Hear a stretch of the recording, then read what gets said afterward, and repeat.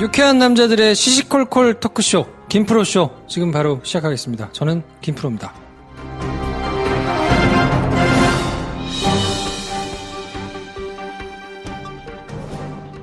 어서오세요. 안녕하십니까? 네, 수줍은 관종 수줍당 대표 데이브니어 나오셨습니다. 네, 노래하는 데이브니어입니다. 안녕하세요. 네, 활활 타오를 준비가 되어 있는 마른 장작 연애지상주의자 우리 김 선생 나오셨습니다. 네, 안녕하세요. 개혁과 통합의 시대 정신에 맞게 새롭게 연애를 시작하려고 하는 김 선생입니다. 개혁과 야, 통합. 연애를 시작하는데 무슨 그러니까. 그런 게 필요해. 연애의 개혁과 연애의 통합. 괜찮네. 바엔 슈테판을 사랑하는 영화 만들기 꿈인 김프로입니다. 잘생겼다는 얘기가 댓글에 그냥. 좋았어. 얼굴 패권. 네. 얼굴 패권. 제가 읽어드릴게요. 네. 팟빵을 안 쓰시는 분들 위해서 어느 분이 올려주셨냐면 서태후 7님께서 김프로, 네. 김프로도 얼굴이 패권입디다. 이야, 생각보다 어려 보여서 깜놀했어요. 얼굴이 패권 입디다. 네. 여기서 또. 감사합니다. 네. 맞아. 나 좋아한다는 60대 분 계셨는데. 리틀 브로님께서 국민TV에서 김프로 얼굴 처음 봤네요. 진짜 깜놀했어요. 훈내 진동했어요. 상상하던 얼굴이 아니어서 너무 놀랐네요. 김프로도 밑으로 안 내려도 되게 1위 하세요. 이러면서 올려주셨는데. 감사합니다. 야, 부럽습니다. 김프로님. 다 가졌네요. 감사합니다. 김호두님. 저도 맥주랑 대선 방송 시청 중 김프로쇼 들으면서 맥주에 관심 생겼어요. 잘 못 마시지만 시사도 알기 쉽게 설명해 주시고 좋은 노래도 틀어주시고 유쾌하게 기분도 업업 시켜주시고 김프로쇼 항상 응원합니다. 화이팅! 네. 지난주에 또 김 선생 얘기가 워낙 많았으니까. 그래? 너. 알았어. 그럼 다른 걸로 할까? CURUFH님께서 국민TV 대선 방송 보면서 딸에게 물었습니다. 김프로, 김영민 둘 중 누가 잘생겼냐? 김프로 승. 문재인, 김프로 중 누가 잘생겼냐? 김프로 승. 손석희, 김프로 중 누가 잘생겼냐? 김프로 승. 마지막 김어준, 김프로 누가 잘생겼냐? 믿을 수 없지만 둘 다 잘생김. 그래서 분석. 이전 결과를 다 믿을 수 없다. 김어준의 장시간 노출된 딸의 후유증 아니면 취향이 특이하다. 이거 약간 이상형 월드컵 같네요. 그랬더니 밑에 포에버모어님께서 정말 믿을 수가 없네요. 그렇게 답해주셨어요. 그렇구나. 앉아서 보는 세상인데요. 주말에 습관처럼 네이버 뮤직에서 데이브니어님의 신곡을 찾는데 이번 주에 태업하시는 건가요? 전자레인지에는 육개장 사발면이 최고입니다. 조리 방법은 2분 정도가 적당합니다. 기호에 따라 계란을 투척해도 좋고요. 밥 말아 먹긴 국물이 끝내줍니다. 이렇게 하셨는데 앉아서 보는 세상님이 재즈 갈고 싶다 해서도 댓글을 다셨는데 보니까 약간 이제 다리가 불편하세요. 사고를 당하셔가지고 그래서 이제 음악을 들으면서 굉장히 또 치유를 얻으시고 하는데 네. 또 데이브니어 이렇게 곡 사랑해 주셔서 제가 어찌나 감사한지. 여러분 많이 사랑해 주셔야 돼요. 수줍당에 네. 또 이렇게 모셔야 되는 분 중에 한 분. 하루에 한 번씩 데이브니어 검색해 주세요. 멜론에서. 네. 퍼펙트 17님께서 원래 컨셉이세요? 한 발짝씩 늦어요. 그래도 잘 됐으면 좋겠네요. 와 이게 나라냐 님께서 네. 김프로쇼가 5위권 안으로 못 오르는 이유 이슈를 너무 놓침. 시사 주제를 다루는데 일주일 전에 녹음해서 방송하는 게 말이 되냐 그래서 올려주시는 분들이 많이 계시거든요. 네네. 저희도 알고 있어요. 저희가 매일 모여서 이걸 할 수가 없어요, 여러분. 네. 저희가 이것만 하는 사람들이면 좀 좋을 텐데. 저희가 지금 취미 삼아서 하고 있거든요. 매일 만나서 취미 생활을 하면 저희 어떻게 삽니까? 제가 음악도 취미인데 이것도 취미거든요. 이건 현실적인 좀 문제가 있으니까 어쩔 수 없다는 점을 좀 감안해 주시고 네. 혹시라도 저희가 이제 광고가 추석적으로 많이 뭐 이렇게 들어와가지고 준비를 할 수 있는 여건이 되면 왜 안 이겠어요? 저희가 더 자주 해가지고 좀 내용을 충실하게 하는 것도 저희가 생각은 하고 있습니다. 그렇게 특히 그런 이슈가 있었어요. 그러니까 시사가 이렇게 매일매일 총알처럼 돌아가는 일은 잘 없는데 대선 막바지였잖아요. 그때는 아침, 점심, 저녁으로 뉴스가 계속 나오기 때문에 특히 지난주가 좀 그랬습니다. 양해 부탁드릴게요. 아무튼 현실적인 문제가 있으니까 좀 감안을 해주셨으면 좋겠고요. 네, 저희가 더 노력하고 열심히 만들어가지고 이 프로그램 만들도록 하겠습니다. 네. 피아노 걸림이요. 이 당에 대한 이름을 하나 또 지어주셨어요. 김 선생님당, 타오르당. 그리고 김프로님 당은 아무튼 그렇당. 김프로가 왜 중간에 아무튼 그렇습니다. 왜 겨울을 좀 꽤 많이 해가지고 그런 거 아닌가? 아무튼 그렇습니다라는 팟빵 아이디도 계세요. 아이디가 있죠. 그렇죠, 그렇죠. 아무튼 그렇습니다. 그래서 저는 타오른 당보다 저 스스로 당 이름을 정했습니다. 오, 그래요? 딱 좋아하는 게 있어요. 때 묻었당이 있던데. 좀 논당. 좀 논당. 좀 논당. 저는 좀 논당으로 해주세요, 이제. 네. 좀 논당. 그럼 네. 과거의 뜻도 있고 지금 현재도 있고 네. 재밌네요. 좀 논당. 네, 좀 논당 당수. 네. 크게 와닿나? 괜찮은데요? 괜찮습니다. 저는 좀 제가 좋은데. 논당, 네. 수줍당. 수줍당. 저는 아직 당리를 못 정해가지고. 저는 좀 국민이 더 부르면 그때 부응하도록 하겠습니다. 자, 그래서 댓글 많이들 남겨주시고 다운로드 하트 많이 받아주시고 아직도 저희가 말씀드렸듯이 김용민 브리핑의 단일화를 제안하고 던질 만한 하트 수가 아직 안 되기 때문에 약간 부족합니다. 네, 네, 약간 여러분들께서 좀 하트를 많이 남겨주시면 좋겠어요. 네. 그러니까 어떤 분께서는 게시판에다가 하트를 달아주시던데 네. 그렇게 하시면 안 됩니다. 댓글 중에 하트 이모티콘 날려주시는데. 그거 말고요. 그러니까요. 네, 에피소드에다가 하트를 좀 많이 눌러주셔야 됩니다. 오른쪽 상단에 하트 모양이 있습니다. 그거 못 발견하신 분들 혹시 있을 수 있어요. 그쵸. 그렇죠. 네. 네. 그걸 좀 남겨주시면 좋겠고요. 아무튼 잘 만들어가지고 재밌게 가보도록 하겠습니다. 네. 광고 듣고 오겠습니다.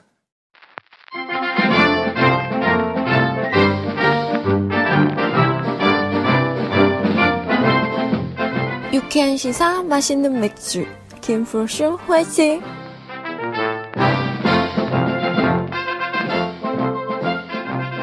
자, 그래서 이번 시간에 가져오신 맥주는 어떤 거죠?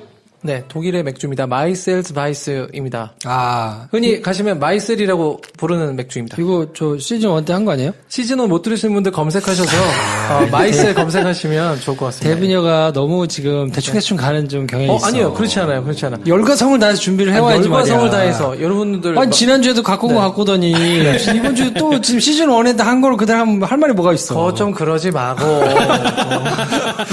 그 더군다나 이거 반응이 별로 안 좋았던 것 같아. 내 기억이 아니야. 나. 그거는 그때는 당신이 맥주 맛을 잘 몰랐을 때잖아. 그래요? 오늘은 이제 맥주에 대해서 알고 나서 먹었을 때는 또 어떤가. 김프로가 시즌 1에서는 전혀 맥주에 대해서 몰랐잖아요. 아, 그래요? 근데 이제는 어느 정도 맥주를 알고. 맛만 없어봐라.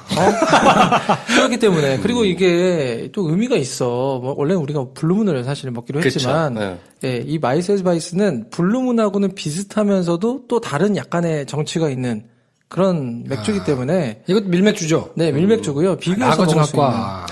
너무 많이 먹었어, 밀맥주. 그걸 집에서 사 먹어. 편의점에서. 나 왜 이렇게 뻔뻔해졌지? 배우셔야 돼. 네. 그러니까. 예. 홍준표 캐릭터 좀 입으세요. 그러니까. 좋습니다. 자, 아무튼 그래서 마이셀스 바이스, 흔히 마이셀이라 불리는 맥주를 가져왔습니다. 그럼 뭐 일단 개봉? 자, 따겠습니다. 제가 이게 목에 상처난 사진을 올렸거든요. 이렇게 상처 크게 난지 몰랐어. 좀 장난 아니야. 되게 아파요. 저거 안 올리면 오해받기 딱 좋은 지금. 네. 아니, 괜찮아. 그래도 상처가 동그랗게 났어. 이렇게 동그랗게 나기는 쉽지 않아요. 아, 그래요? 그거 살짝 기술 들어가면 그렇게 할 수 있는데. 자, 그럼 까겠습니다. 네. 이거는 탄산이 많이 없나 보다. 이야, 또 요거 네. 맛있어요.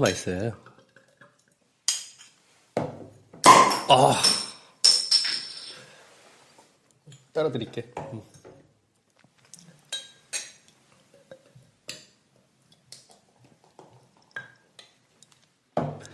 자, 짠하겠습니다. 네. 짠 아시죠? 마이셀스 바이스. 네. 흔히 이제 편의점에 별로 없고 마트에 있는데 거기에 마이셀이라고 써 있습니다. 칼타. 맛있어. 괜찮네. 괜찮다니까. 괜찮다. 괜찮다. 제가 이거 시즌 1에서 기억하시는 분들 계실지 모르겠지만 네. 맛이 참 예쁘다라고 해서 네. 박현정 선수가 감동했던 그 맥주입니다. 그렇군요. 네. 마이셀스 바이스 그러네요. 생각보다 이게 사람들이 별로 손을 잘 안 가는데 병도 예쁘고요. 맛이 괜찮습니다. 괜찮네. 네. 내가 아니었으면 죽여버리려고 했는데. 괜찮네요. 330ml인데요. 지금 5.2도, 5.3도 이렇게 됩니다. 마이셀스 바이스 뭐 설명 필요 없어. 정말 그냥 먹으면 탄산도 되게 적당하고 이 향긋함과 여러 가지가 복합적으로 밸런스가 좋은 네, 아주 상큼한 맥주입니다. 깔끔. 진짜 말 그대로 맛이 참 예뻐요. 너무너무 예뻐. 네. 상큼한 기운이 좀 있는 것 같아요. 네. 네, 상큼합니다. 밀맥주인데. 근데 이제 이게 무슨 블랑이라든지 호가든이라든지 아니면은 파울라너라든지 이런 거보다는 살짝 과하지 않아요. 근데도 상큼한 그걸 갖고 있는 멋진 맥주거든요. 정말 상큼합니다. 기분까지 좋아지네. 그렇죠. 네. 그래서 너무 뭐 이렇게 어떤 분이 호가든 체리 막 이런 거 올리셨던데 제가 그때 절대 먹지 말라고. 아, 어제 먹어봤어요. 아 그래요? 어제 체리 먹어봤어. 어때? 아, 진짜 먹으면 안 되겠다. 내가 얘기했지. 쭈쭈바 맛이야, 쭈쭈바 맛. 깜짝 놀랐어. 네. 맥주에다 무슨 이런 장난을 쳐가지고 지금. 그냥 호가든 유자는 괜찮았어요. 아, 그래요? 생각보다. 근데 호가든 체리는 정말 몹쓸 짓이었던 것 같고 오비가 너무 장난친 것 같고요. 마이셀스 바이스는 정말 제가 강추합니다. 조금 독특한 맛이네요. 네, 신맛이 조금 있으면서 네, 약간 이 밀맥주에서도 되게 좀 걸쭉한 것들이 있는데 얘는 그렇지가 않아요. 과일 향이 있으면서 신맛이 있으니까 상큼한 느낌이 좀 있는데 네. 그리고 먹고 나서 보통 IPA나 이렇게 호흡이 진한 애들 같은 경우는 먹고 나서 이렇게 올라오는 뒤에 그 씁쓸한 맛을 싫어하는 분도 있는데 이거는 그렇지도 않아요. 그 맛도 없어. 깔끔합니다. 이건 어느 나라 맥주입니까? 독일 맥주입니다. 아, 그래요? 독일 맥주죠. 네. 독일 맥주죠. 네.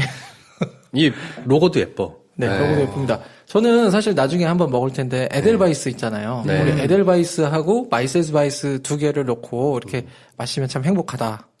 이런 생각을 해봅니다. 에델바이스가 조금 센 모양이죠? 조금 요거보다는? 더 쓸 수 있죠. 예.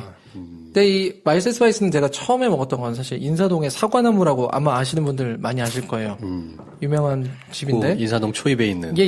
네. 종로경찰서 뒤쪽에 있는 네. 건데 거기에 갔을 때 마이셀스 바이스 생맥주가 있어가지고 제가 처음에 그걸 먹고는 이 문양 로고가 너무 예뻐서 거기에 반해가지고 이제 먹었던 기억이 있습니다. 요 맥주는 그러면 어떤 의미가 있나요? 저희가 항상 테마를 뒀잖아요. 때까지 주총회에서. 뭐 자, 준비했나 보자. 토론 볼 때 좋은 통찰과 거, 테마와. 네, 대선 당일날 개표 방송 때 뭐 이렇게 보는 거 있었잖아요. 그러니까 투표를 되게 깔끔하게 마무리했잖아요. 네. 그러니까 깔끔한 맛. 저 표정 봐라. 네. 여러분 네, 뭐- 이렇게 방송 급조해서 하면 안 됩니다. 게시판에 야. 좀 성토의 글을 좀 올려주기 바랍니다. 진짜. 우리 방송은 사실 내가 당하는 거 빼면 시체지. 데이브니어의 키워드가 지금 통찰인데 언제쯤 도대체 무릎을 탁 칠 만한 데이브니어의 통찰을 볼 수 있을지. 그런 거 있잖아요. 옛날 무협소설 보면은 전설의 어떤 통찰 가진 어떤 기인이 뭔가 큰 사건을 겪고 난 다음에 트라우마 때문에 뭔가 이렇게 막 바보처럼 막 이렇게 초에 묻혀서 있는 지금 내가 딱 그 상태거든. 지금 그런 상태로 해서 약간 그 소위 말하는 주화 입마를 입은 상태신 건가요 지금? 그래서 그동안에 이제 수련을 멈추고는 막 술에 쩔어가지고 살면서 이렇게 막 대충대충 살고 있는 그런. 그럴 때 항상 그 기혈을 뚫어주는 신묘한 그 도사가 나타나거든요. 그게 김프로야. 옆에 와서 너는 이러면 안 되는 좀 더 갈고 빨리. 아, 제가 잘 갈궈드릴 수 있어요. 기와 혈을 뚫어드려 빨리. 정말. 네. 근데 내가 보니까 지난 시간에 댓글 보고 상처받는 거 보니까 네. 제가 100번 해봐야 소용이 없다. 아 댓글인가요? 한 댓글로. 그렇지 않아. 나는 사실 김프로가 말을 했을 때 그거를 무엇보다 크게 뭐 갖고 있어. 내 김프로의 마음에. 100마디보다 댓글 한 댓글이 훨씬 더 효과적이다. 야. 아니에요. 우리 또 음악 열심히 하겠습니다.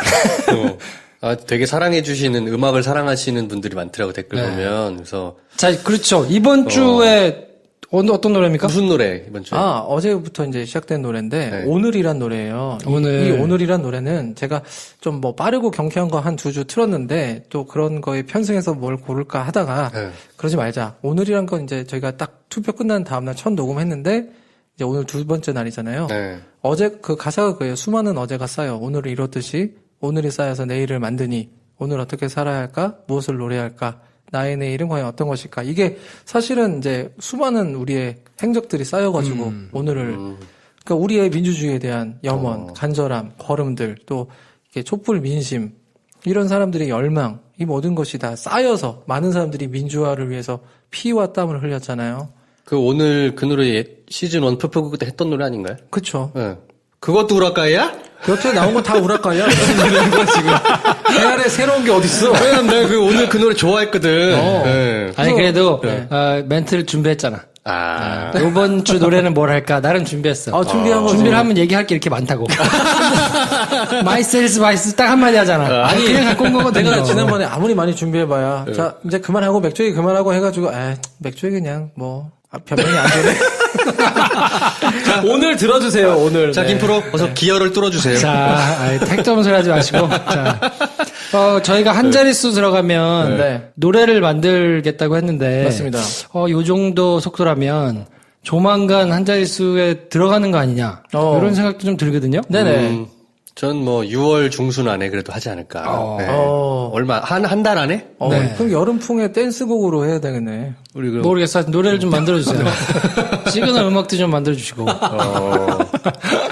썸머 어쩌고 이런 걸로? 그러니까, 네, 키스 유어 썸머 이런 거 어때? 제목. 하지 마. 남자 셋이 하면 진짜 아, 있겠다. 왜? 아니면은 60대 어르신들이 타 그래? 계시기 때문에. 제가 약간 트로트 한 건데 내가 트로트로 정말 한 곡 쓰고 싶은 제목이 있잖아. 그래요? 제목이 있어. 딱 당신 혼자 제목만 불러. 있어. 나 혼자? 네 이분이 혼자 불러라. 아, 그래? 셋이 묻어가지 말고. 아, 그런가? 아니, 나 혼자 부를게. 나 혼자 트로트? 제목이 아주 영감이 없거든. 통찰이 있는 제목이야. 뭡니까? 사랑의 도가니. 응? 사랑의 도가니? 별로 와닿지 않아? 찾아보면 있지 않을까? 있을까? 사랑의 있겠지. 도가니. 나 안 찾아봤는데 뭔가 사랑의 도가니. 찾아봐야겠다. 괜찮지 않아? 사랑의 도가니? 어떤 통찰입니까? 좀 설명 좀 부탁드릴게요. 아니, 우리 보통 흥분의 도가니, 무슨 열광의 도가니 이런 말 하는데 또 보통은 이제 되게 단순한 가사, 되게 단순한 진리와 심오함이 트로트 가사들에 보통 배어 있잖아요. 근데 이제 아주 명료한 멜로디와 사람들 귀에 쏙쏙 박히는 사랑의 도가니? 가락에 사랑의 도가니 뭔가 후렴구도 되게 잘 나올 것 같은 그런 느낌이 있거든. 난 그 도가니가 공유나무- 먹는 도가니인 줄 알았어. 먹는 도가니. 도가니탕. 도가니 아프다 할 때 그 네. 도가니. 그 삼청동 가면 도가니탕 맛있는 집 있거든요. 그래. 삼청공원 앞에. 뭐 하니 지금? 사랑의 도가니 있습니까? 지금 열심히 김프로 찾고 있는데 곡은 없네. 없다니까. 없다. 괜찮다 이거. 사랑의 도가니. 예. 사랑의 도가니. 괜찮다니까. 사랑의 도가니 하나 그럼 부탁드릴게요. 그럼 다음 주에 우리 사랑의 도가니 틉니까? 한번 해볼까? 네. 사랑의 다음 주 도가니? 노래는 사랑의 도가니로. 바로 또 네. 준비해. 그럼 그 정도는 돼야지. 그래. 요즘에 조금 게을러졌어요. 한 주에 하나씩 발표하다가. 아니야. 요즘에 계속 우라카이 하고 대충 지나가는데. 자, 지금. 여러분. 그래서 5월 11일 오늘 방송에서 제가 특별한 광고 하나 합니다. 데이브 니어 여태까지 40주 연속 싱글 발표했는데 그 중에서 사랑받은 곡을 추려서 정규 1집 디지털 음반을 발표했습니다. 요 디지털 음반이라는 건 이제 CD는 안 찍고. CD는 안 찍고. 네, 하나로 묶어가지고 앨범을 내겠다. 맞습니다. 나왔나요? 나왔습니다. 나옵니다. 정오에 발매합니다. 정오에. 네. 오늘 정오? 5월 11일 정오 낮 12시 모든 음원 사이트에 들어가시면은 데이브 니어의 곡을 13곡 들으실 수 있습니다. 앨범명 있습니까? 앨범명? 앨범명 또 말하면 싫어. 데이브 니어 검색해주세요. 왜냐면 앨범을 말하면은 알아야 김프로가 어려워 하지마 막. 아니, 괜찮아. 그래? 괜찮아. 얘기해봐요. 해봐요. 아니 자신감을 가져. 러브 투 페이드라는 Love 영어 to 제목입니다. Fade. 네, 데이브 니어의 러브 투 페이드. 사실 이거를 우리말로 괜찮네. 하면 가까운 데이브 멀어진 너에게. 원래 이게 이제 한글 가사를 생각한 거였는데 사랑에 대한 슬픈 변해가는 사람들에 대한 저의 소고를 담은 노래들입니다. Love to Fade. 네. 지금 멜론에서 바로 검색해주세요, 여러분. 네. 근데 검색해 주시고 많이 찾아서 들어주시고요. 거기에 지난번에 했던 먼지라든지 인비저블 러브 뭐 이런 거 다 있습니다. 그리고 또 잔잔하게 히트했던 그 노래들. 너무 잔잔했던.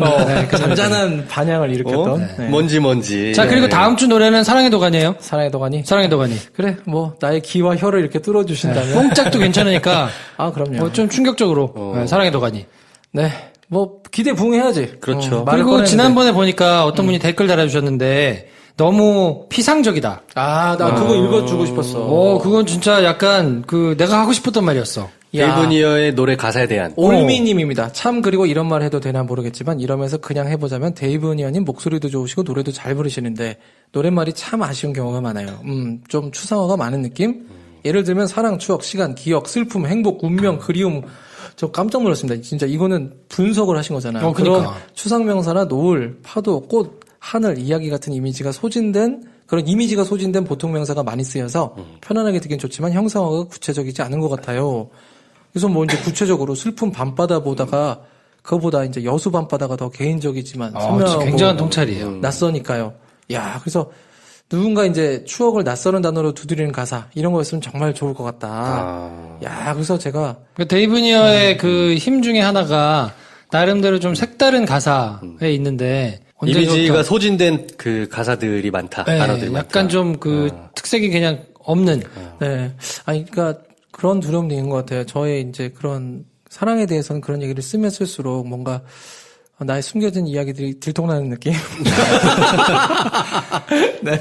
저는 저 댓글을 보고 이런 말씀 드리고 싶었어요. 저런 게 진짜 통찰이다. 그렇지. 그렇지. 진짜. 그렇지. 저 정도는 준비하셔야 되는데 우리 데이브 형은 언제 통찰을 준비할까? 준비해 오겠지, 설마. 네, 계속 쪼이면. 사는 게 즐겁지, 내 덕에? 자, 그래서 맥주 얘기는 더 궁금하신 분들은 시즌 1 가셔가지고 마이셀스 바이스를 들으시면 될 것 같고요. 예, 거기 설명 되게 자세해요. 네. 맛이 예쁜 맥주다. 네. 네, 독일 맥주다. 네. 밀맥주다. 데이트를 하러 갔는데 만약 마이셀스 바이스가 있으면 꼭 추천해서 같이 드셔보셨으면 좋겠습니다. 네. 그래서 그렇게 얘기하세요. 이거 참 맛이 예뻐. 그래서 이제 넣잖아. 못 알아들으면 아무 말이나 던지세요. 그러면 그렇잖아요. 맛이 예쁘다 그랬을 때 뭔가 맞장구를 칠 수 있으면 더 하지 마시고 이렇게 받쳐만 주시고. 시즌 1에 마이셀과 곁들일 그 실전 멘트들을 제가 써놓은 게 있습니다, 방송에. 예, 그거 써먹으세요. 예. 뭐 한번 찾아가지고 말씀을 해주시면 네. 될 것 같고요.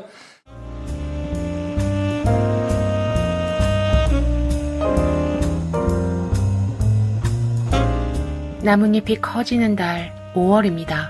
5월에도 유쾌한 새 남자 김프로쇼와 함께 행복해지세요.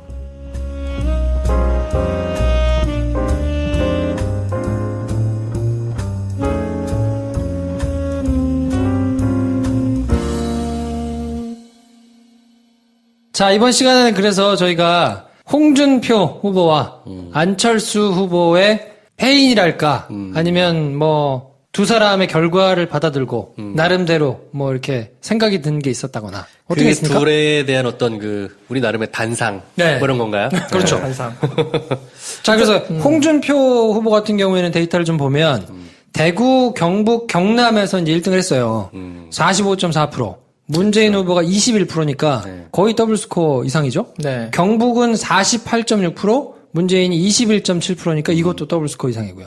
경남은 아주 박빙이었어요. 37.2%, 문재인이 36.7%니까 네.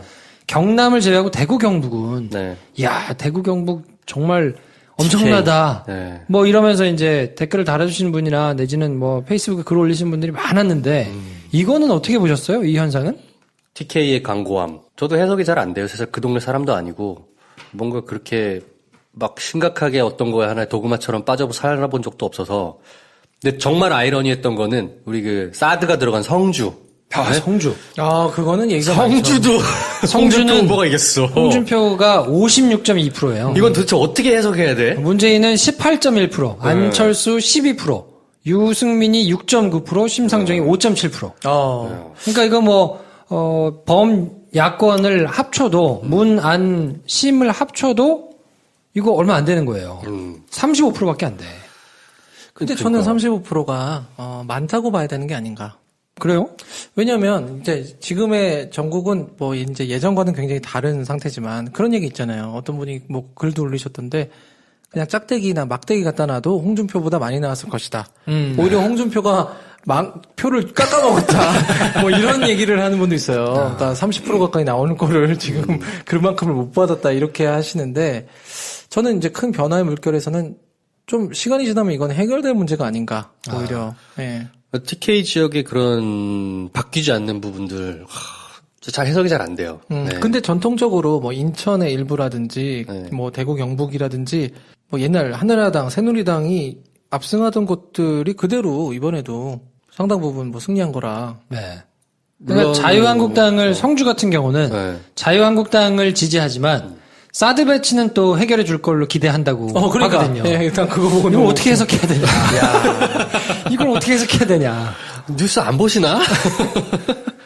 그러니까 이건 전형적인 님비로밖에 해석이 잘 안 되니까. 우리 지역으로 들어오는 건 싫고 정부가 해결은 해주라. 근데 어찌됐든 자유한국당을 찍겠다. 사드를 무조건 들여와야 된다 그러는 자유한국당을 또 찍으니까. 야, 이거 성주는 도대체 어떻게 해석을 해야 되나가 이해가 안 되는 부분이 많고. 같은 맥락으로 이제 대구 경북 같은 경우는 더블 스코어 이상으로 이제 많아진 걸 보면, 야, 이거는 이제 어떻게들 해석을 하세요?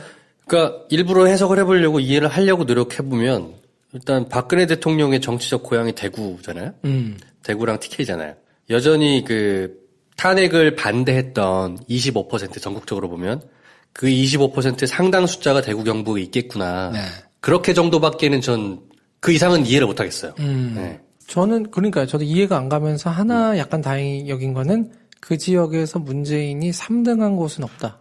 대부분 그렇죠. 예, 다 2등 했네요. 예, 그렇기 때문에 그것만으로도 나는 뭐 우리가 얻을 건 얻었다. 약간 이렇게 근데 생각합니다. 경남 같은 경우는 사실 야권이 여권보다 더 높았던 거니까 상당히 반영이 됐다고 봐야죠. 네, 그렇죠. 뭐 한 50% 가까이. 그렇죠. 50%를 넘었던 거니까. 경남은 문재인 안철수 합치면 홍준표를 이기니까. 네.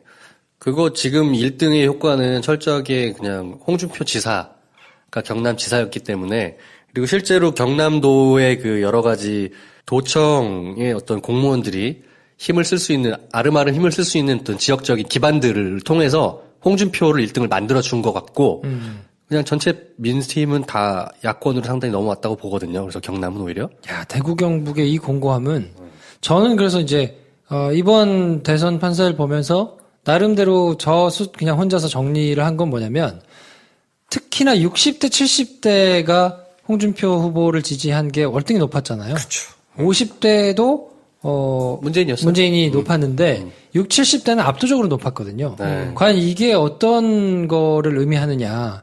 저는 키워드가 전쟁이라고 봅니다. 전쟁을 경험했느냐, 전쟁을 경험하지 않았느냐에 따라서 이게 그러면 과연 전쟁이 가지고 있는 의미가 어떤 것이냐. 70대면 40년대생들이시거든요. 그러니까 이게 어렸을 때 어렴풋이나마 피난이나 이 전쟁을 직접적으로 경험했던 사람들이고, 네. 뭐 60대 이제 한 50년대생 정도면 직접적으로 경험은 안 했더라도 전쟁 직후의 그 직후에 그 상황이니까. 이제 뭐 어린 시절의 기억들이 있기 때문에 네. 전쟁을 직접 몸으로 경험했던 사람들이 가지는 트라우마가 도대체 어떤 것일까를 뭐 저는 경험해보지 않았으니까 이제 미루어서 짐작을 해보면 모든 합리적인 룰의 붕괴를 의미하거든요, 전쟁은. 아, 그렇죠. 뭔가 합리적으로 룰을 만들어 놓고 그 룰에 따르는 게 아니고 그냥 내가 태극기를 꽂아놨다는 것만으로도 끌려나가서 죽을 수 있는. 그리고 여기서는 내가 센 놈한테 붙지 않으면 도저히 생존할 수 없는. 그러니까 그 공포를 목도한 사람들에게는 네. 합리적으로 얘기를 해가지고 민주적인 절차를 거쳐서 얘기를 하는 것 자체가 먹히지 않을 수 있겠구나. 말로 하는 건 안 믿는 거지. 네, 그 말은 말일 뿐이야. 근데 도대체 이게 합리적으로 생각을 해보면 이쪽이 말하는 게 다 말이 맞고 이거는 정말 몰상식이고 합리적이지 않은데 도대체 이 사람들이 주장하고 이야기하는 것을 어떻게 지지할 수가 있지? 라고 생각을 해보니 모든 그 합리적이고 상식적인 룰 자체가 전쟁이 일어남과 동시에 무너지잖아요. 그렇죠. 그러니까 그걸 경험한 사람들은 전쟁이 나지 않도록 하는 것이 가장 큰 기준일 수 있고 네. 그렇다고 한다면 그 가치를 놓고 실제로 그게 오히려 전쟁이 일어날 수 있는 위험 요인이 더 된다 하더라도 그거와 상관없이 내가 전쟁을 북한의 빨갱이들 때려잡아야 된다는 이야기를 세게 하는 쪽을 훨씬 더 신뢰할 수밖에 없는 거 아닌가. 이미 거기에 대한 합리적인 판단이 안 되는 거지. 전쟁에 대해서. 그러니까 이거는 그 경험 자체를 없애거나 아니면 이 어떤 치유의 과정을 통해 가지고 그거를 정상적으로 이렇게 극복하는 과정이 없다고 한다면 네. 이거는 어지간해가지고 설득을 통해가지고 바꾸는 거는 사실 쉽지 않을 수 있겠다. 그러면 수 이건 있죠. 그냥 순차적인 정말 시간이 흘러서 세대가 교체되기 전까지는 우리나라가 가진 정말 이 특성이니까 정말 짧은 한 60년 되는 기간 동안에 다른 나라에서는 뭐 200~300년 걸려가지고 만들어내는 시스템을 우리는 축약적으로 만들어낸 거잖아요. 네. 그래서 오는 어쩔 수 없는 그냥 진통, 성장통. 그렇게 이런 말하니까 이해는 가네요. 사람이 누구나 갖고 있는 뭐 트라우마 같은 것 좀 있잖아요. 네. 예를 들어 어렸을 때 뭐 새우를 먹다가 저 같은 경우 그렇거든요. 갑각류 알러지가 있어요. 새우, 뭐 게 이런 걸 못 먹거든요. 근데 그거는 어렸을 때부터 그랬던 게 아니고 20살 때쯤에 그렇게 만들어진 요리를 한번 잘못 먹었다가 된통 체해가지고 네. 진짜 심하게 체한 다음에 그 뒤부터 몸에서 거부 반응이 오는 거예요.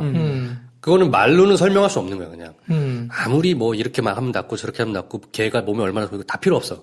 그냥 그거 냄새만 맡아도 바로 가려워. 그러니까 그런 것 같아요. 네. 그냥 몸이 반응하는 수준의 네. 그런 내용이지 않으면 이해가 잘 안 되는 것 같고, 이 전까지 박근혜, 이명박 정권을 지날 때까지는 네.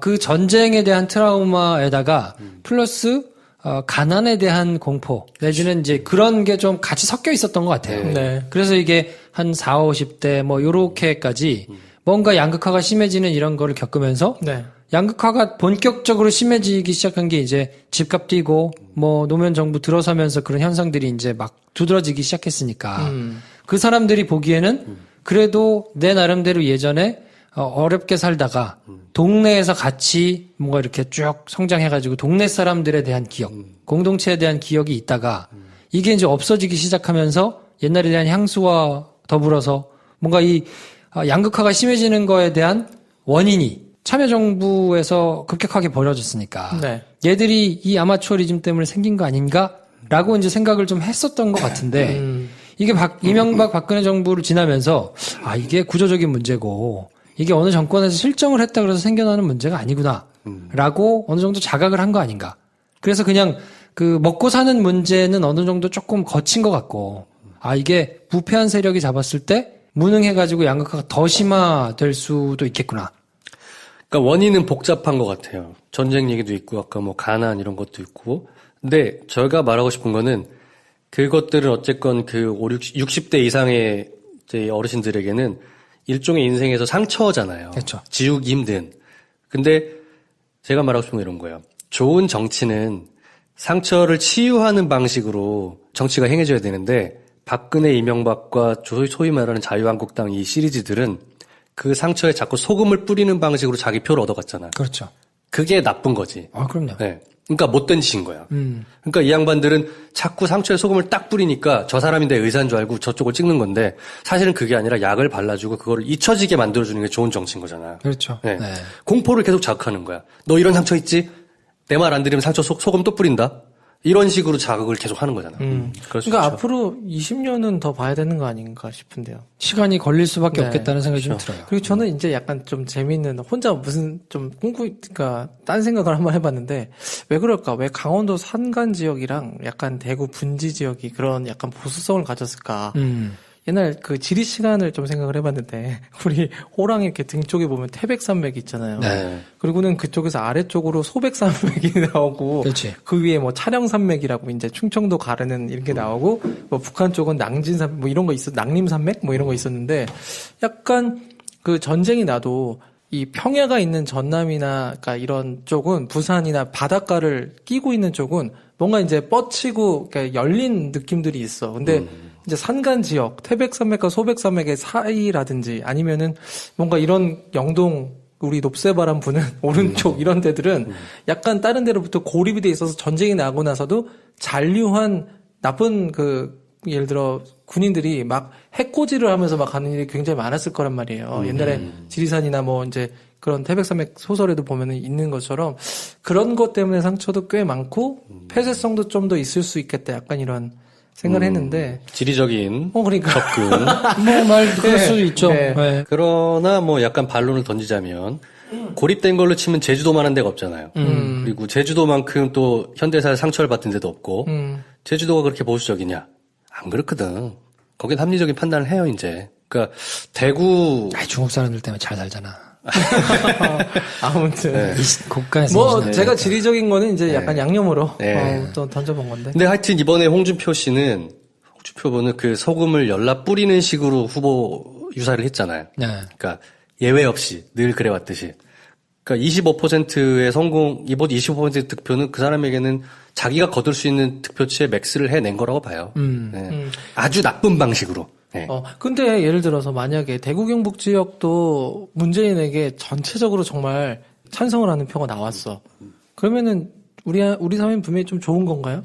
반대로 좀 질문을 해보면. 왜냐면 이번 일 자체가 네. 굉장히 부패한 세력의 무능을 목도한 케이스여서 지금은 합리적으로 판단한다 그러면 꼭 그게 문재인이 아니더라도 문재인, 안철수, 유승민 이쪽한테 그게 골고루 넘어갔어야 사실은 합리적인 거라고 봐야 되는데 그렇지 않았으니까 최소 유승민한테라도. 그렇죠. 네. 네. 오히려 유승민한테 갔어야 그게 말이 되는 건데 이게 뭐 유승민은 거의 뭐 말도 안 되는 표가 나왔으니까 그게 또 배신자라는 게 계속 먹혀 들어간다는 것 자체가 근데 저는 나름대로 그래도 이번에 데이터를 보면서 조금 희망적이다라고 생각했던 거는 그래도 50대까지는 사람들이 합리적으로 판단을 하는구나 라는 걸 보니까 네네. 시간의 흐름에 따라서 어쩔 수 없이 좀 우리가 기다려야 되는 면은 있기는 하더라도 그래도 행간을 읽어내거나 나름대로 합리적으로 판단하려고 노력하는 사람들이 꽤 존재를 하고 그 사람들이 유권자로 좀 많은 포션을 차지하고 있어서 네. 이게 한 10년 정도만 더 몸부림을 치면 정말 택도 아닌 사람들이 정치한답시고 뭐 이렇게 이야기를 하고 뭐 행동을 하는데 먹히지 않을 수 있겠구나. 뭐 이런 생각이 조금 들어서 네. 그나마 좀 그래 우리가 뭐 지금 뭐 TK를 뭐 분석하거나 성토하려고 이런 건 아니었고 사실 홍준표 얘기를 하다 보니까 나온 그렇죠. 건데 네. 홍은 하여튼 방금 말씀드렸던 것처럼 그 자유한국당이 얻을 수 있는 맥스를 얻어낸 것 같아요. 예. 그리고 그 방식은 얘기했던 대로 철저하게 그 과거의 트라우마와 상처를 자극하는 방식으로. 그러니까 여전히 그게 먹히는 방식이라서 열심히 한 것 같긴 한데 저는 그래서 홍준표가 과연 실패했느냐? 아니, 전 대성공이라고 봅니다. 저는 그럼요. 게임은. 네. 다만 누누이 말씀드렸지만 홍준표는 대선에 관심이 없었기 때문에 뭐 이번 거를 통해 가지고 자기의 그 존립 그리고 본인이 저는 또 하나 중요하게 보는 게 판결이에요. 그렇죠. 대법원 선거죠. 판결이 남아있거든요. 네. 근데 여기서 본인이 2등을 하고 뭔가 지지세를 확실히 굳힌 것 때문에 여기서는 다른 판결이 만약에 나오게 되면 정치적인 보복 뭐 이런 이딴 소리 할 수 있거든요. 근데 본인이 그런 거에 대한 부담감을 남겨놓기 위해서라도 본인은 어쨌든 최선을 다할 수밖에 없었기 때문에 네. 뭐 하여튼 그게 주요했다고 보고 그러네요. 안철수 후보 같은 경우는 어떻습니까? 저는 사실 호남 결과를 보고 깜짝 놀랐거든요. 야, 호남에서 왜 놀랐어요? 지금 그래도 호남에 이제 나름대로 지지를 많이 받았었으니까 네. 국민의당이 그 주변에서 이제 일하고 있는 그런 의원들이 유세를 하는 것이 어느 정도 그래도 좀 먹히지 않을까. 그래서 네. 저는 생각하기에 한 40% 정도를 가지고 옥신각신을 할 가능성이 좀 있지 않을까. 생각했는데 차이가 나도 뭐 10% 내외 정도 네. 이렇게 막 이렇게. 약간 경합을 하는 지역도 있고 좀 이럴 수도 있지 않을까라는 생각을 좀 했는데 뭐 완승이죠. 뭐 더블 스코어 이상으로 막 이렇게 네. 벌어진 걸 보고 깜짝 놀랐어요. 그렇죠. 30%대 많이 나와야 그랬으니까. 그러니까 광주에서는 61대 15, 전남은 59대 23, 전북은 64대 23. 그러니까 뭐 완전 더블 스코어 이상씩 이렇게 벌어진 거라서 네. 심지어는 대전도 42대 23이니까 네. 굉장히 많이 벌어진 거라 야 안철수 후보가 이렇게까지 맥을 못 추린 이유가 도대체 뭘까? 이게 아까 TK 얘기했던 거랑 맥을 같이 하는 건데 정치적 판단력이 가장 무뎌진 곳이 대한민국에서 TK 지역이라면 정치적 판단력이 가장 명민한 곳이 호남이에요.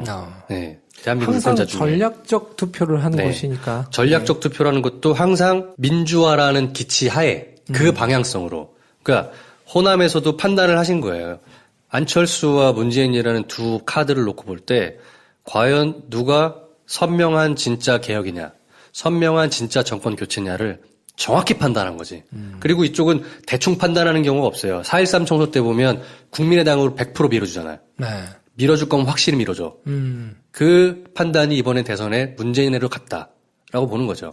적당히 밀어주는 바가 없어요. 되게 신기하잖아요. 네. 그걸 무슨 조직하는 사람이 있는 것도 아닐 텐데. 근데 거기야말로 호남이야말로 아까 얘기했던 그 트라우마가 굉장히 센 동네예요. 그렇죠. 네. 그러니까 거긴 전쟁도 아니잖아.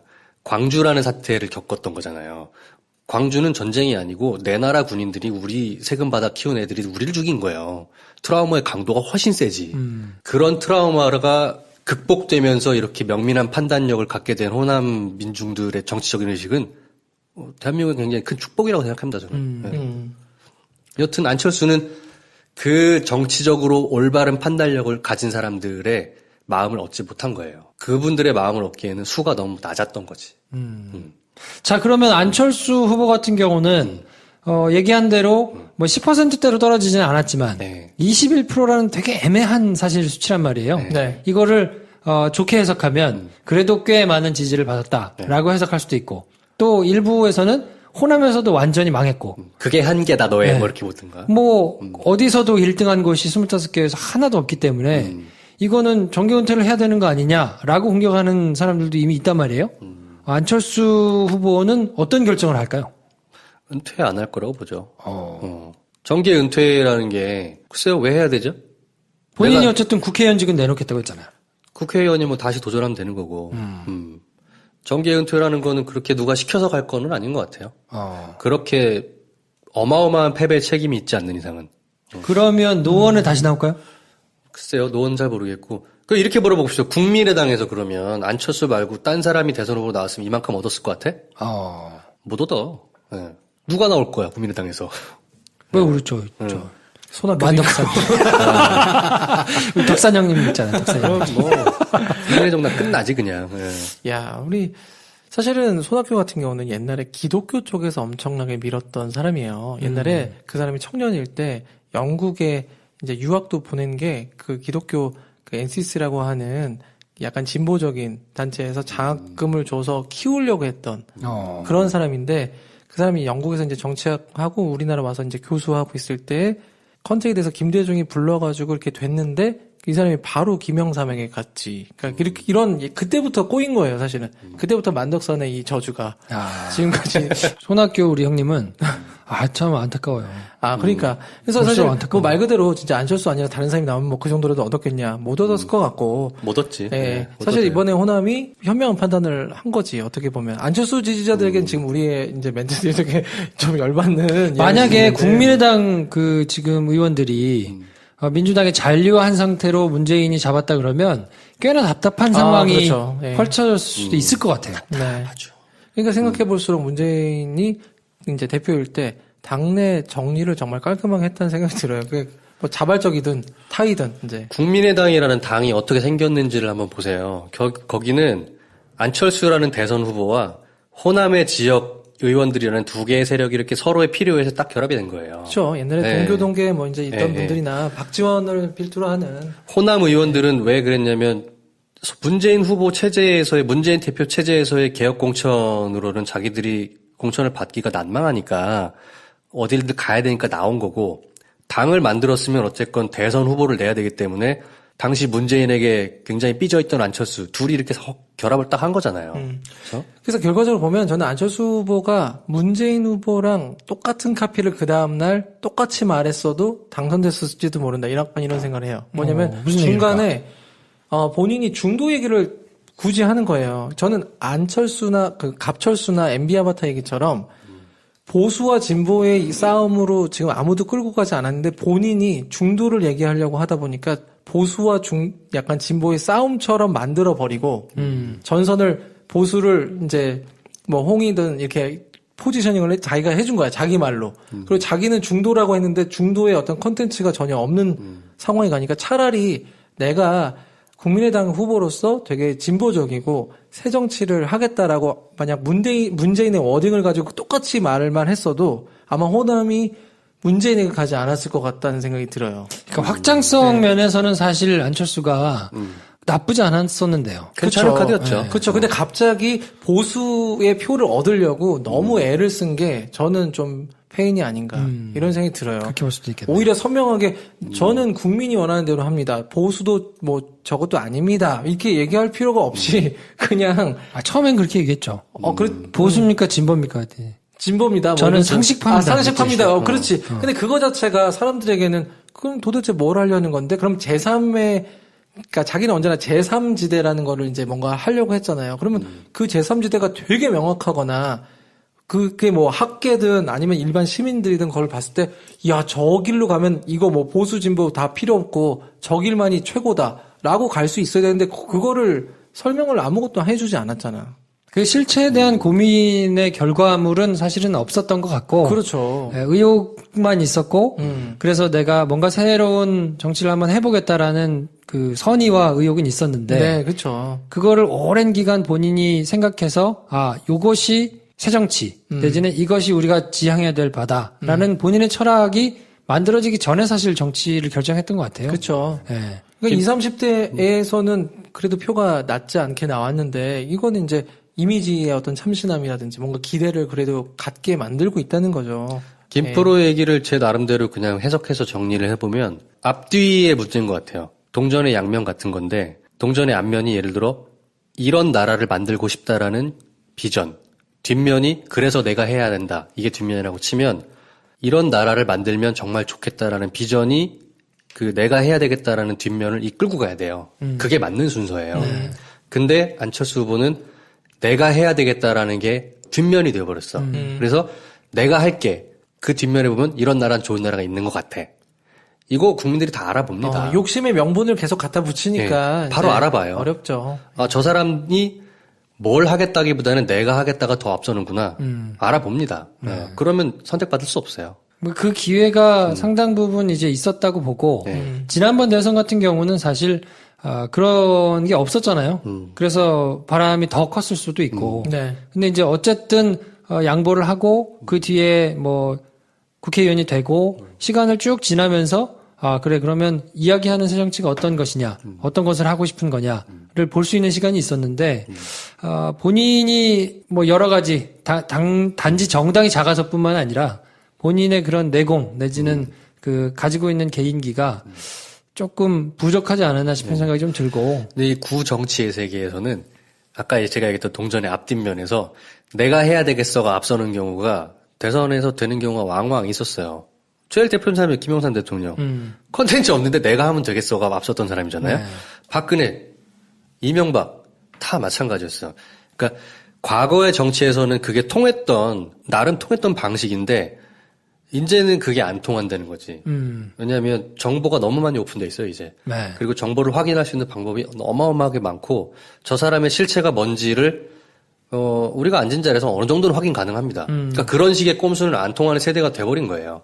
그거에 대한 적응을 했어야 되는데 안철수 후보는 그럴 수 있는 나이도 젊잖아요. 나이도 젊지 본인 스스로 IT 기술에 그 특화된 사람이었지. 그리고 그 사람이 처음에 정치에 뛰어들 때 그 초심 같은 경우는 저는 선의가 있다고 보거든요. 네. 그런데 국민의당과 결합을 하면서 자기 주변의 팀을 구정치 세력의 어른들로 깔면서 스텝이 꼬이기 시작한 거야. 거기서 나오는 카운셀링들, 거기서 나오는 전략 방향에 대해서 깊이 숙고해보지 못한 채 시간이 없으니까 그냥 오케이 그럼 되겠지. 따라간 거죠. 그게 패착이야. 내가 진짜 뭘 하겠다라는 컨텐츠를 명확하게 준비하는 게 우선인데 마음속에서는 내가 그래도 문재인보다 빨리 대통령 되고 싶다는 마음이 컸던 거지. 저는 약간 후달림의 발로인 것 같아요. 그러니까 스텝이 꼬이다 보면 후달리는 거야. 본인이 여태까지 계속 1등만 했고 나름대로 명망을 가져왔는데 이거를 정치라는 분야에서도 빠른 시간 안에 뭔가를 좀 보여주고 싶다 보니 본인이 어쨌든 그 결과를 낼 수 있는 방법으로 효율적으로 자꾸 생각을 하다 보니까 그렇죠. 새정치민주연합으로 갈 때도 사실 김한길과 그때 무슨 이렇게 창당을 한 해 만에 막 얘기를 하다가 전격적으로 사실은 주변 측근들도 잘 모르고 본인이 그냥 결정해서 갔거든요. 그렇죠. 그러니까 그런 아주 큰 결정을 할 때 나타나는 주변 사람들과의 행태라든지 뭐 이런 거를 보면 본인이 어쨌든 빠른 결과를 내기 위해서 일종의 기업가 전략. 그렇죠. 예. 기업가가 뭔가 결단해가지고 이렇게 쭉 끌고 가는 것 같이 이제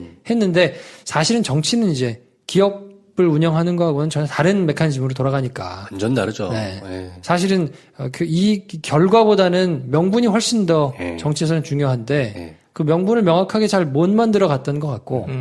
근데 이제 이런저런 이제 경험이 있기 때문에 저는 그래도 나이도 아직 좀 젊잖아요. 있고 아직 50대잖아.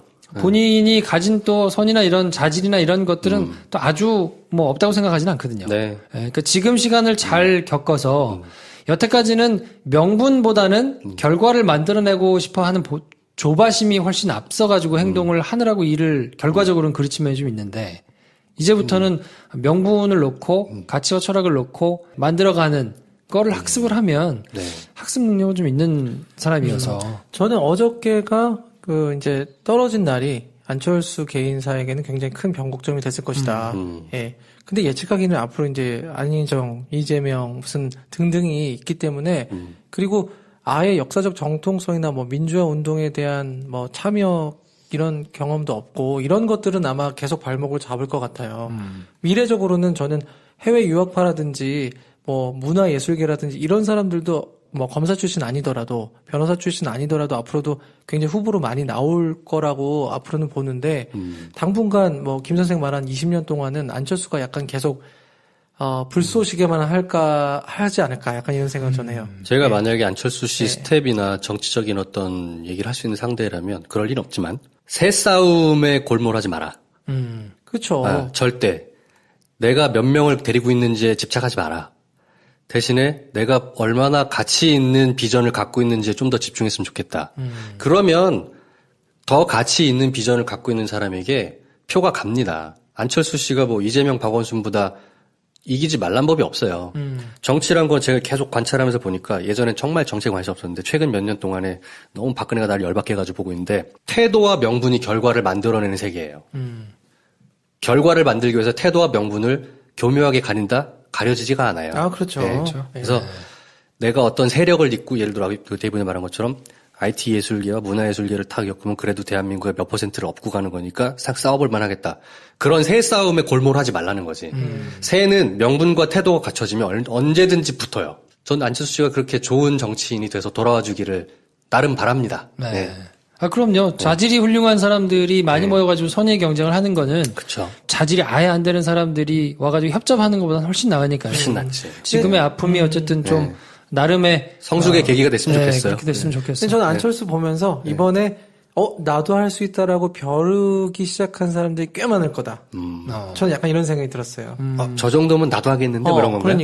그러니까 지금은 시대가 변하고 한 10년 바라보고 하면 나도 되겠는데 라고 생각하는 사람들이 보수 쪽에서 생각보다 많아질 것 같다. 예. 자, 그러면 김프로쇼는 어떻게 됩니까? 명분과 이걸 어떻게 해야 돼요? 우린 정치가 아니잖아. 네. 우린 정치가 아닙니다. 사랑의 세력이 도가니. 중요해요, 우리는. 사랑의 도가니인데. 네. 우린 어떻게든 세를 끌어모아가지고 가야 돼. 아, 그렇지. 기업할 땐 그렇게 해야 돼. 수줍당 창당 대회를 좀 조만간 해야 될 것 같습니다. 그렇죠. 지금 정치, 우린 세력이 중요하다고 지금 정치가 아니라고 얘기했는데 당 창당하겠다고 지금 이런 얘기를 하고 있으면 어떡해. 수줍당은 데이브니어 팬당이. 모여서 형을 팬당. 자, 그래서 아무튼, 이번 주에는 저희가 마이셀즈 바이스 소개를 해드리면서 이런저런 이야기를 한번 해봤는데요. 네. 뭐 선거 얘기는 뭐 이 정도 하면 정리가 되지 않았나 싶고요. 우리 말고도 딴 사람이 많이 해. 너무 많이 했을 테니까요. 네, 그리고 저희가 한 발 늦게 가는 프로그램이기 때문에 저희가 이제 뭐 요 정도 해가지고 19대 대선은 정리가 되는 것 같고 새로 인사들을 이제 막 속속 이제 꾸리고 있기 때문에 그렇죠. 이제 새로 솟아나오는 이슈에 대해서 저희가 이번 주 다음 주 정도까지는 일주일에 한 번 뭐 이런 게 아니고 좀 자주 모여가지고 만들어야 되지 않나 싶은 생각이 좀 들고요. 네, 아무튼 여러분들이 더 반응해 주시고 저희가 새를 불릴 수 있으면 요런 우린 새가 중요해. 그렇죠. 하트 꼭 눌러주세요, 여러분. 네. 그러면 저희가 하여튼 조금 더 퀄리티 있는 프로그램을 만들 수 있으니까요.